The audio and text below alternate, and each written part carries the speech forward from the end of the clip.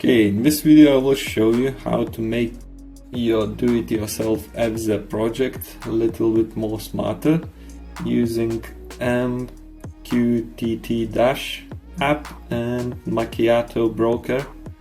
If you haven't heard about my do-it-yourself EVSE project, I suggest you follow the link in the video description and check my website. This video is dedicated to people who already built or knows this project. On my website you will find all the necessary files. First of all, you have to download Arduino file from my website and upload it using Xloader to your Arduino. So open the Xloader, choose the correct COM port. You have to choose Nano at Mega 328. Find the file you downloaded from my website and press upload. Once upload is done, follow the website address in the video description. It will take you to the Instructables website, which shows how to use Lolin Node MCU version 3 Wi-Fi board with Arduino. Make sure your board is Lolin board version 3 board. It looks exactly like in this picture. Download the two files, flash master file and a firmware. So once you downloaded the flasher master file, extract it.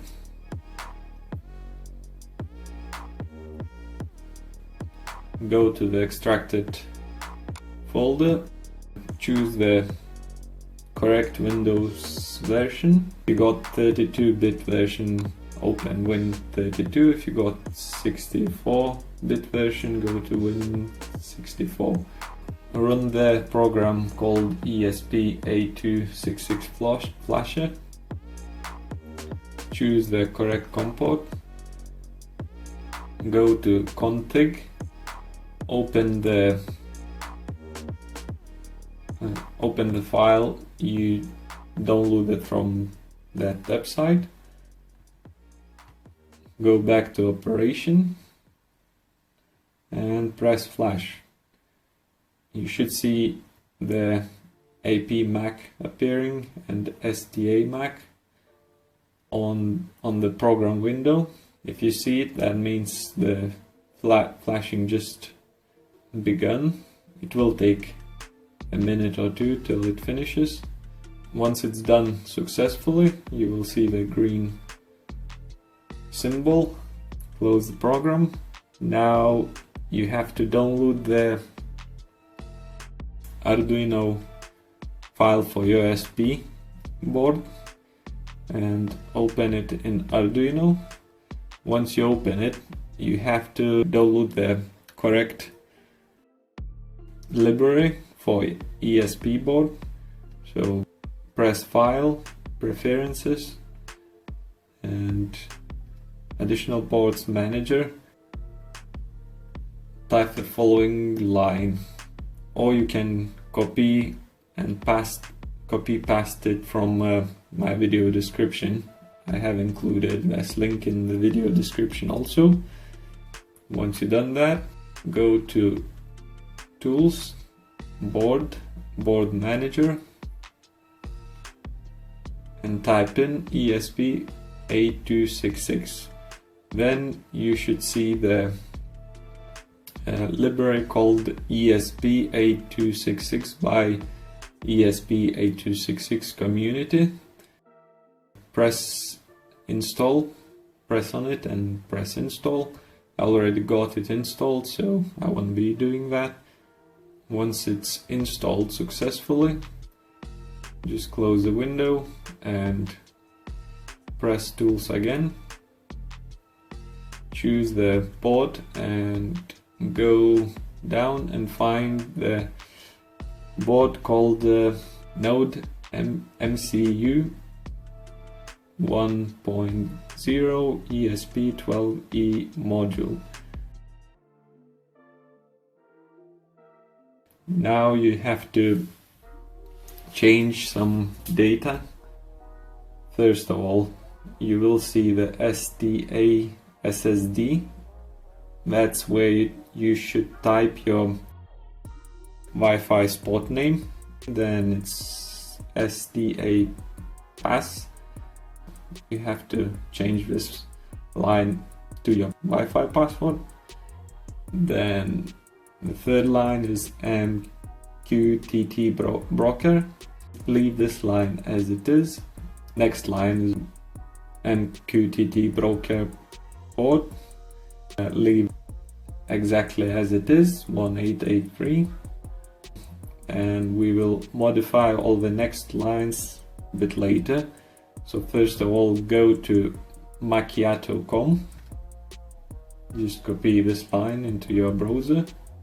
So if you never used macchiato.com, you have to create account.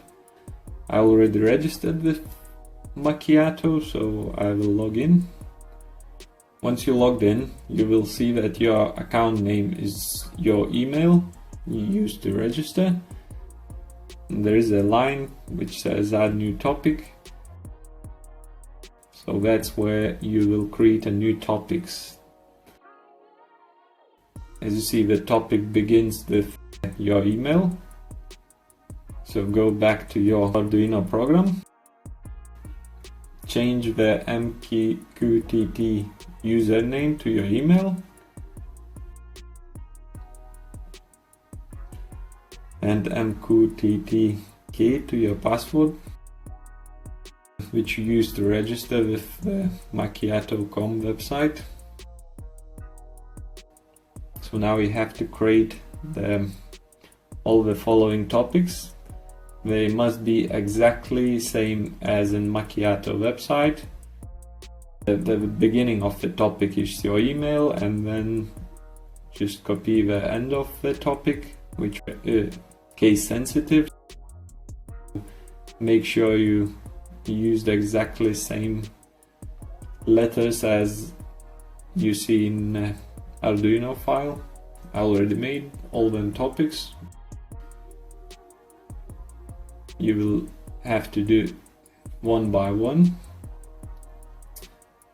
and once it's done, check twice that they're exactly same as in Macchiato page. Once you have checked they're exactly same like in your Macchiato page, connect your ESP Wi-Fi board to your computer using USB cable. Once you choose the correct COM port, just press upload, and it should successfully upload it to your ESP board. The next step is to download the MQTT app. Sorry for Apple users, so you will have to find the similar app or alternative and sort your own settings. So let's go and download the MQTT app.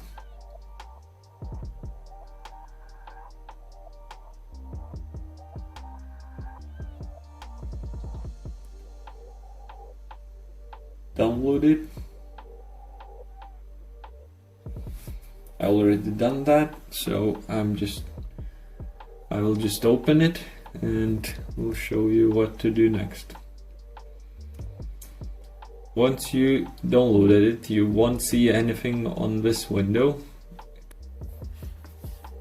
So you have to press plus and the new setting window will pop up. I will show you what exactly you need to type in.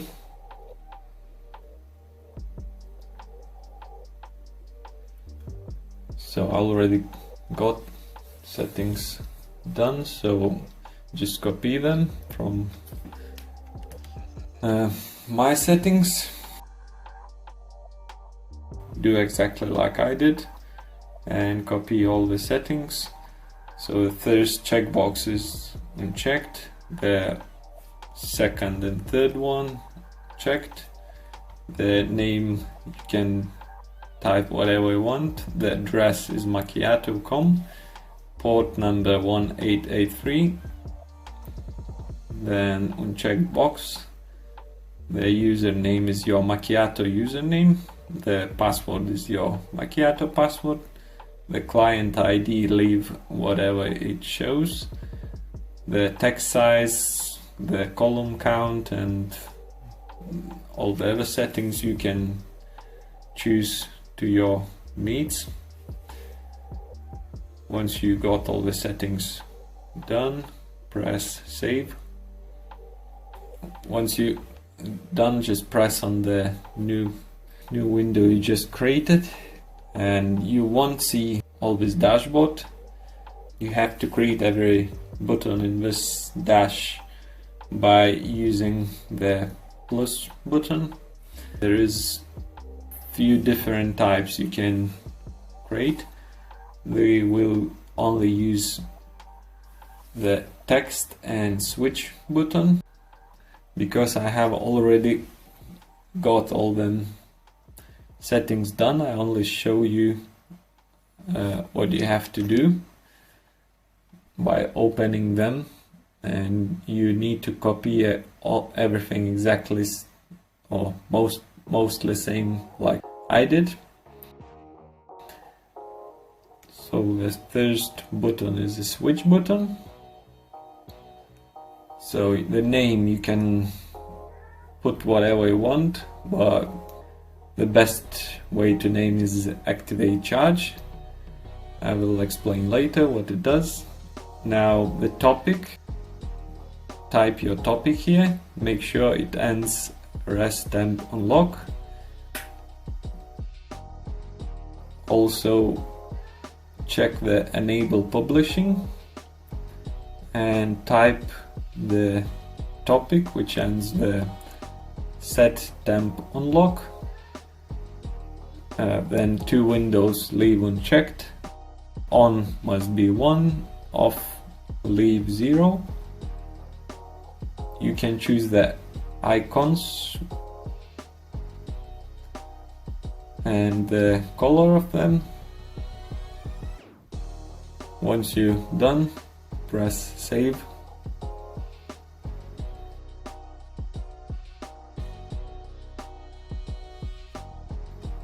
The next button is actually not a button, it's just a text window.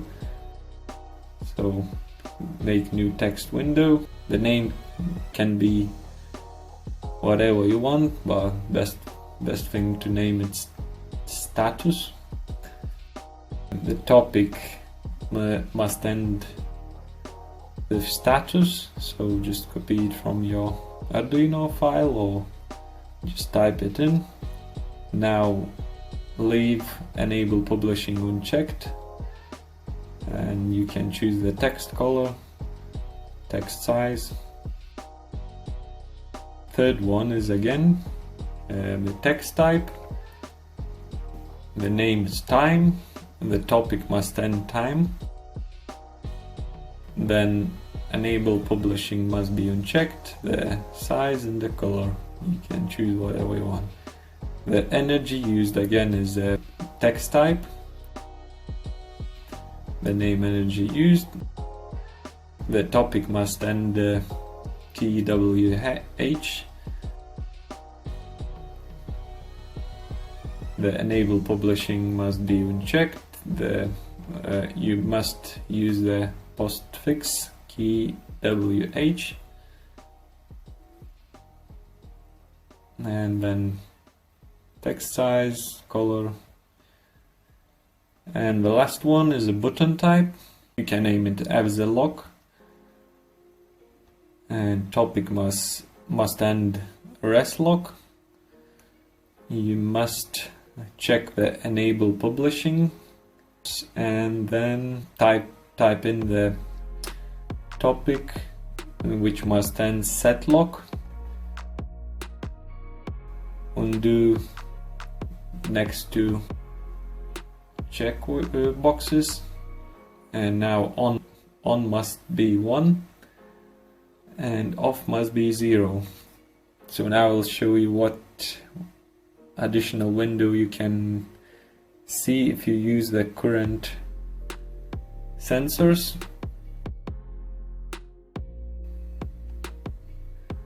So if it's one phase, you need to add one more window. If it's a three-phase version with three-phase sensors, you have to add 3 windows. Now this time we have to choose range progress type.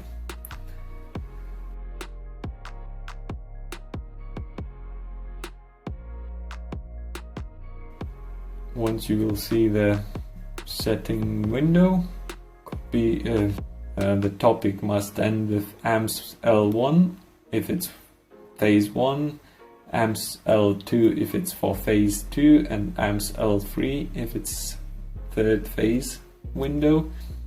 Leave the enable publishing square box unchecked. Then minimum type 0.0, maximum 40, postfix must be amps A, and precision type 1, then check display payload, and you're good to go. So once you've done all these settings, you have to connect your Arduino EVSE charger to your ESP.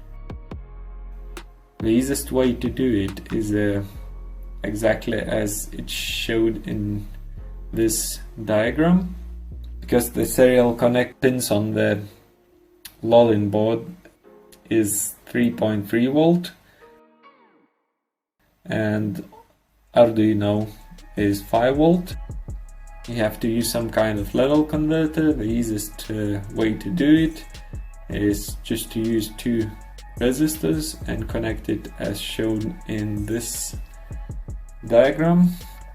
Once you connected everything, you can power your charger and open the app.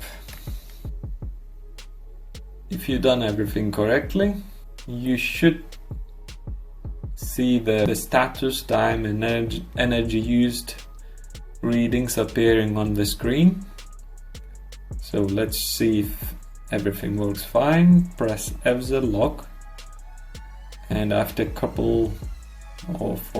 after some time you will see the display changing,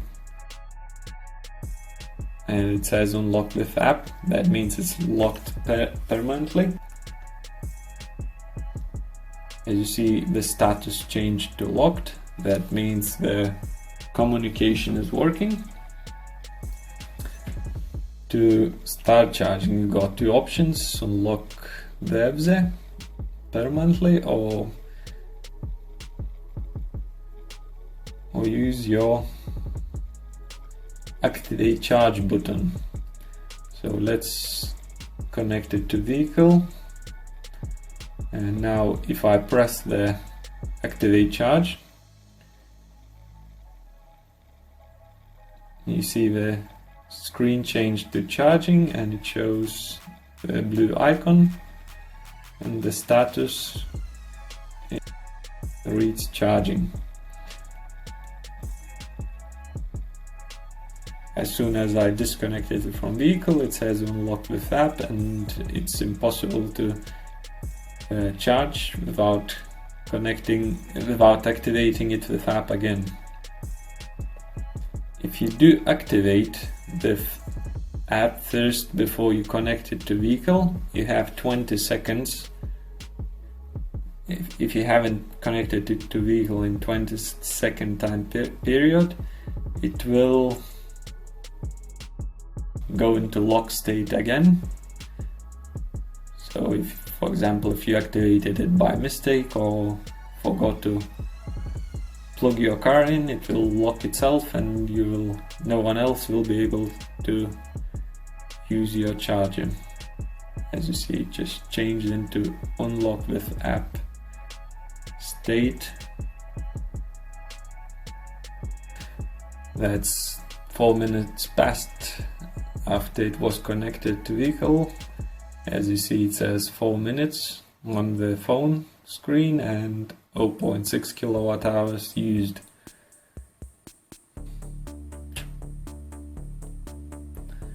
So this time we got the single phase EVSE with the current sensor.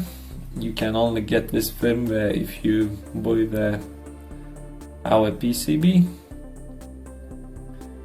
It's everything exactly same as in as I just showed you. The only difference, it got L1 current sensor readings. So as soon as you connect it to your vehicle and the charge is activated, you will see your current sensor readings on your phone. Let's connect it to vehicle.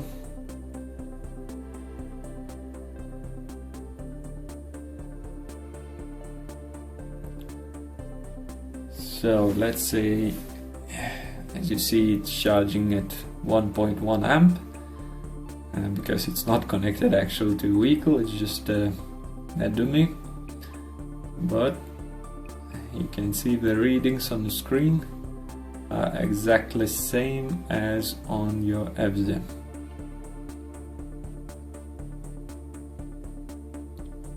The ESP file is completely open source. You can modify it and change it to your needs. So I hope you found this information useful, and till the next video.